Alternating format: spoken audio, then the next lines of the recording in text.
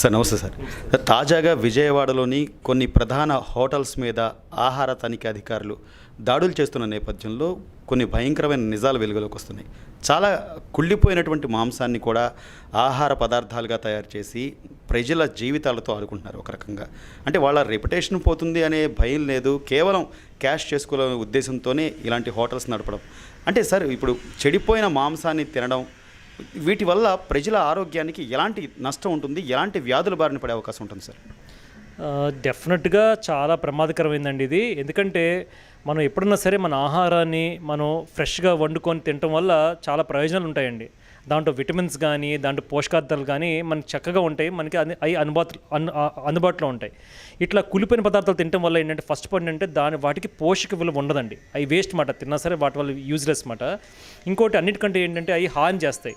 So హాని ఏంటంటే problem ఏంటంటే ఆ కులిపోయిన పదార్థాల్లో ఎస్పెషల్లీ కొన్ని బ్యాక్టీరియా కానీ కొన్ని ఇన్ఫెక్షన్స్ కానీ పెరుగుతూ ఉంటాయి. ఎస్పెషల్లీ అమీబియాసిస్ కానీ సాల్మొనెల్లా అనే ఒక ప్రమాదకరమైన బ్యాక్టీరియా కానీ ఇలాంటివన్నీ ఇక్కడ ఆ మాంసంలో కొంచెం వృద్ధి చెంది తిన్న వాళ్ళకి జీర్ణాశయం ప్రాబ్లమ్స్ ఇవన్నీ కాజ్ చేసి ఒకసారి జిగటి విరోచనాలు, రక్తం విరోచనాలు, వాంతులు, అలాంటి ఇన్ఫెక్షన్స్ లాంటివి కూడా కాజ్ చేస్తూ ఉండొచ్చు అన్నమాట.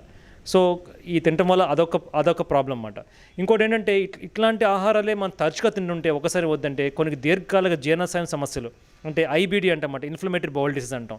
సో అలాంటి సమస్యలు కానీ లేకపోతే పేగుల్లో పుళ్ళు పడటం కానీ లేకపోతే ఒకసారి కొన్ని దీర్ఘకాలంగా ఇలాంటివి కొంచెం ప్రమాదకరమైన తింటూ ఉంటే మనకు ఒకసారి కొన్ని క్యాన్సర్స్ లాంటివి కానీ కూడా జీర్ణాశయంలో కూడా తయారవుతూ ఉండొచ్చు.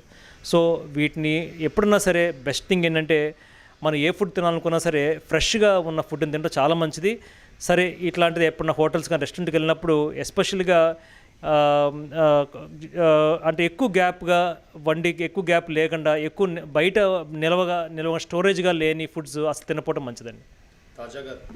తాజా ఆహారం తీసుకోవాలని అందరూ అనుకుంటారు, కానీ హోటల్స్కి వెళ్ళినప్పుడు వాళ్ళ లోపల చెఫ్లు చేసేటువంటి ఆహారం మనం చూసే పరిస్థితి ఉండదు. కాబట్టి ఒకవేళ మీరు చెప్పినట్టుగా అలా దాచి ఉంచిన ఆహార పదార్థాలు తీసుకోవడం వల్ల భవిష్యత్తులో క్యాన్సర్లు వచ్చే అవకాశం ఉందని చెప్తున్నారు, అలాగే జీర్ణ వ్యవస్థ దెబ్బతినే అవకాశం ఉందంటున్నారు కదా. అంటే అదే ఏ వయసు వారి మీద ఎక్కువ ప్రభావం చూపించే అవకాశం ఉంటుంది? అంటే ఒకటేంటంటే అండి, ఎప్పుడంటే దీని ఎఫెక్ట్స్ రెండు రకంగా ఉంటుందన్నమాట. ఒకటేంటంటే వెంటనే వచ్చే ప్రాబ్లమ్స్, తర్వాత దీర్ఘంగా వచ్చే ప్రాబ్లమ్స్. సో జనరల్గా పిల్లలు దీన్ని బాగా ఇష్టపడుతూ ఉంటారు, ఇట్లా బయటకు వెళ్ళి ఫుడ్స్ తింటామాట. జనరల్గా ఓల్డ్ ఏజ్ వచ్చిన వాళ్ళు ఇష్టపడరు సామాన్యంగా ఇలాంటి వాటికి. సో పిల్లలకి ఏంటంటే వాళ్ళు తిన్న వెంటనే విరోచనాలు వస్తూ ఉంటాయి అన్నమాట. సో ఇప్పుడు చాలామంది మా పేషెంట్స్ మా దగ్గరికి వస్తూ ఉంటారు, ఎస్పెషల్లీ చిన్నపిల్లలు, కాలేజ్కి వెళ్ళే పిల్లలు. వాళ్ళు ఏంటంటే సార్ ఇట్లా బయట ఫుడ్ తిన్నాం, రెస్టారెంట్ తిన్నాం, మా మోషన్స్ అవుతున్నాయని.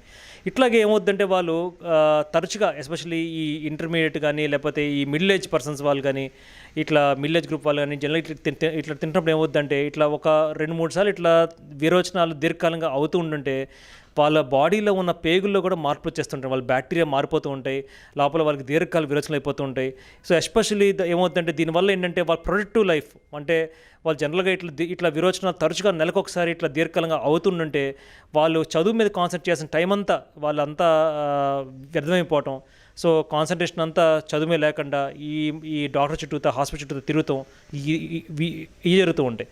సో చెప్పాలంటే వీటి ప్రభావం ఎక్కువ ఎస్పెషల్లీగా యంగ్ పీపుల్లో, ఎస్పెషల్లీ కాలేజ్ పిల్లల్లో ఎక్కువగా ఉంటుందండి.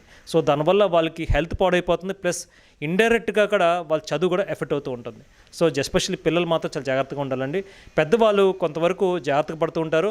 సో వాళ్ళు ఉన్నా సరే వాళ్ళకి ఒకరోజు 2 రోజు విరోచనలు అయినా సరే జనరల్గా వాళ్ళు పెద్ద నష్టపోరు. కానీ పిల్లలు మాత్రం ఎస్పెషల్లీ కాంపిటేటివ్ వరల్డ్లో ఇట్లాంటి వాటి జోలికి వెళ్ళకుండా ఉంటే, ఎస్పెషల్లీగా ఇట్లాంటి విరోచనాలు ఇట్లాంటి దీర్ఘకాలిక ప్రాబ్లమ్స్ రాకుండా ఉంటే ఎక్కువ కాన్సన్ట్రేషన్ చదువు పెట్టచ్చండి. దాదాపుగా చూసుకున్నట్లయితే ఎక్కువ శాతం ఫుడ్ పాయిజన్ వల్ల ప్రాణాలు పోయిన పరిస్థితి కూడా ఉందని చాలా వార్తల్లో వింటూ ఉంటాం. సో ఈ మధ్య జరుగుతున్నటువంటి పరిణామాలు చూస్తున్నట్లయితే అసలు ఇక హోటల్కి వెళ్ళి భోజనం చేయడం అంటే అది నిజంగా ఒక ప్రశ్నార్థకం అయ్యే పరిస్థితి ఉంది. ఒక డాక్టర్గా అంటే మీరు ఏం చెప్పదలుచుకున్నారు? ఇట్లా హోటల్స్కి వెళ్ళి తినేవాళ్ళకి కానివ్వండి, ఫుడ్ పాయిజన్ అయితే ఎలాంటి పరిణామాలు ఎదురయ్యే అవకాశాలు ఉంటాయి? నేను ఎస్పెషల్లీ చెప్పేది ఏంటంటే అసలు మీరు వీళ్ళంత వరకు మీరు ఇంట్లోనే మీరు చక్కగా ఫ్రెష్గా ప్రిపేర్ చేసుకొని చక్కగా తినండి. మీరు చేసేది మీ పిల్లలు కూడా ఫాలో అవుతూ ఉంటారు. సో మీరు చక్కగా మీరు హెల్దీ లైఫ్ స్టైల్ మీరు ఇంట్లో తింటే మీ పిల్లలు కూడా పెద్ద అదే ఫాలో అవుతూ ఉంటారు. ఎస్పెషల్గా బయట ఫుడ్స్ తినడం అనేది చాలామంది తగ్గించుకుంటాం బెటర్. సో ఒకవేళ మీరు బయట ఫుడ్ తినాలనుకున్నప్పుడు మాత్రం ఎస్పెషల్లీ కొంచెం బిజీగా ఉన్న హోటల్కి వెళ్ళి తినడం చాలా బెటర్. ఎందుకంటే వాళ్ళకి ఎక్కువ నిల్వ ఉండే సమస్య అనేది ఉండదు, ఫుడ్ నిల్వ ఉంచే సమస్య ఉండదు అన్నమాట. సో అది చూసుకోండి. తర్వాత మితంగా తినండి. బయటకు వెళ్ళిన తర్వాత హెవీగా ఇంట్లో ఏమో సరిగ్గా తినకుండా బయటకు వెళ్ళిన తర్వాత హెవీగా తినడం అనేది తినడం అనేది చేయమాకండి.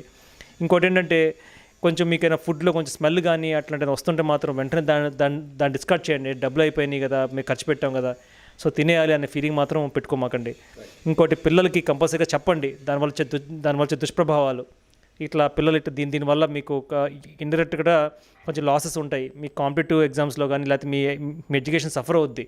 సో వీటిని మీరు వీలంత వరకు మీరు కొంచెం తక్కువ తీసుకోండి అని చెప్పండి, వాళ్ళు క్లియర్ చెప్పండి. సో ఎస్పెషల్లీ కొంతమంది వాళ్ళు ఏంటంటే ఈ మధ్య మేము తరచుగా ఇట్లా జీర్ణాశయ ప్రాబ్లమ్స్ వచ్చి వాళ్ళందరికీ మేము చేస్తుంటే ఎండోస్కోపీలో కూడా ఈ హెలికోబాక్టర్ పైలరీ బ్యాక్టీరియా ఇన్ఫెక్షన్ అనేది తరచుగా చూస్తున్నమాట. ఇది కూడా ఇట్లా ఫుడ్ కంటామినేషన్ వల్ల, ఫుడ్ నిల్వ ఉండటం వల్ల వాటి వల్ల వస్తున్నాయన్నమాట. సో వాళ్ళందరికీ, సో పిల్లలు కూడా ఎస్పెషల్లీగా పెద్దవాళ్ళు కూడా మీరు కనిపించిన పిల్లలందరూ కూడా కొంచెం ఓరియంటేషన్ ఇచ్చి ఇట్లా బయట ఫుడ్స్ అనేది తినపోవడం మంచిదని చెప్పి క్లియర్గా మీరు వాళ్ళు చెప్తే వాళ్ళకి మనం మంచి లైఫ్ ఇచ్చినట్టు ఉంటుందండి. అలాగే ఒక్కసారి ఒకవేళ ఫుడ్ పాయిజన్ అయిన పేషెంట్ కనుక అంటే ఎన్ని గంటల్లో ఆ ప్రభావం ఎక్కువ ఉంటుందంటారు, అతను వెంటనే తీసుకోవాల్సిన చర్యలు, జాగ్రత్తలు ఏంటంటారు సార్? సో ఫుడ్ పాయిజనింగ్ అంటే మనకున్న బ్యాక్టీరియా బట్టి ఉంటుందండి. సో కొన్ని బ్యాక్టీరియాస్ ఉంటాయి, స్టాఫ్లోకోకస్ అని అంటాము. కొన్ని అవి ఏం చేస్తాయంటే వెంటనే ఒక 3-4 గంటల్లో ప్రభావం ఉంటుంది. అంటే వాళ్ళకి తిన్న తర్వాత వెంటనే ఒక 2-3 గంటలు విరోచనాలు అయిపోవటం, వాంతులు అయిపోవటం చాలా సీరియస్ అయిపోవడం జరుగుతూ ఉంటుంది అన్నమాట. కొన్ని బ్యాక్టీరియా కలరా అని ఉంటుంది అన్నమాట. సో కలరా జనరల్గా 12 గంటలు పడుతుంది ఫుడ్ తిన్న తర్వాత. వాళ్ళకి బాగా నీళ్ళ విరోచనాలు, అసలు హాస్పిటల్కి వెళ్ళి ఓపిక లేకపోతే ఒక 30-40 విరోచనాలు అయిపోవటం, మనిషి వీక్ అయిపోవటం, ఇట్లా ఉంటూ జరుగుతూ ఉంటాయి అన్నమాట.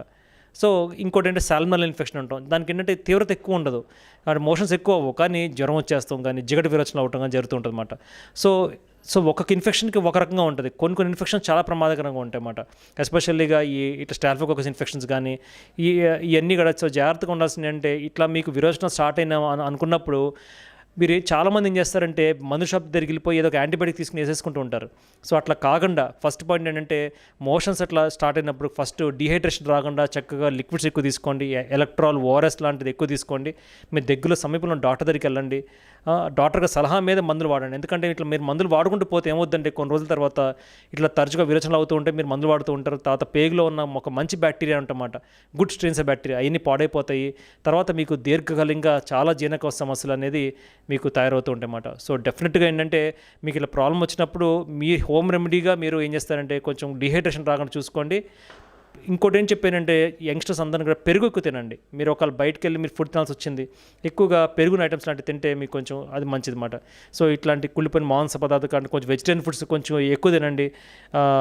పన్నీరు, నాన్ వెజిటేరియన్ ఫుడ్స్ కొంచెం తక్కువ తీసుకోండి. అంటే కూరగాయలతో ఏంటంటే ఎక్కువ నిల్వ ఉండే సమస్య ఉండిపోవచ్చు.